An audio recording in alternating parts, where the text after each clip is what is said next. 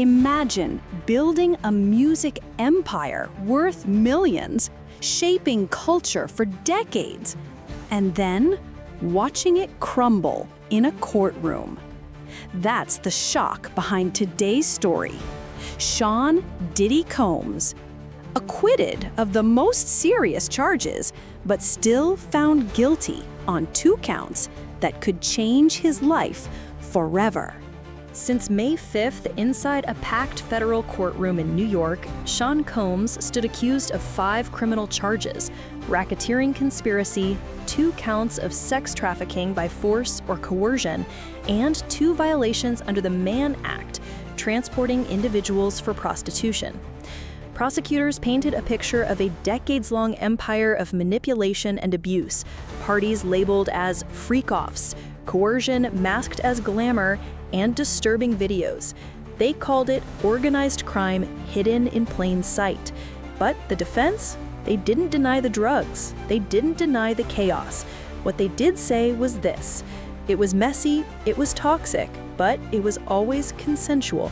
Then, the bombshell moment. The jury came back with what no one saw coming. Not guilty on racketeering, not guilty on sex trafficking, in both the case involving Cassie Ventura and the anonymous witness known only as Jane. But guilty on 2 counts of transporting individuals across state lines for prostitution.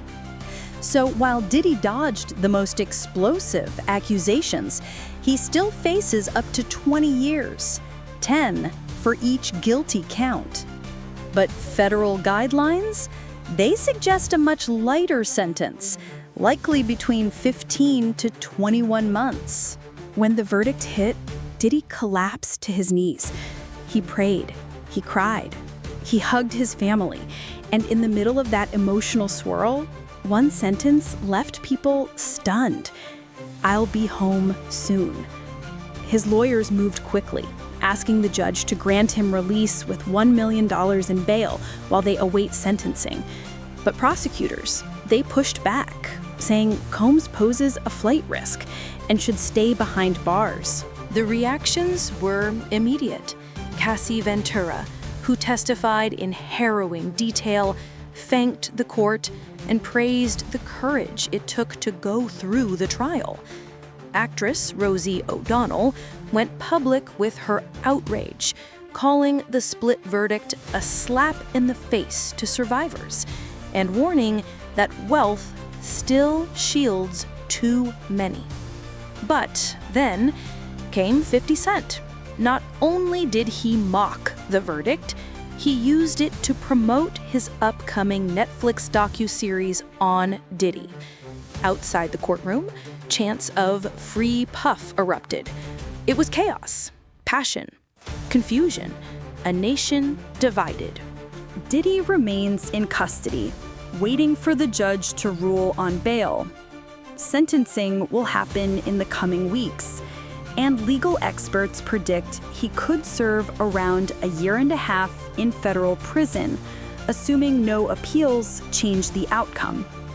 But even if he walks out early, this trial has done something permanent. The empire is shaking, his brand is burning, and the world is watching. So, what do you think? Did justice win, or did power prevail again? Comment below, and don't forget, subscribe so you don't miss the next chapter in this real-life celebrity saga. Sources: People Magazine, Reuters, Wall Street Journal, ABC News, The New York Post, Wikipedia, Omni.se, and AP News. Boom! Stop everything. The internet just exploded with the latest on. You're the first to know. Let's dive in.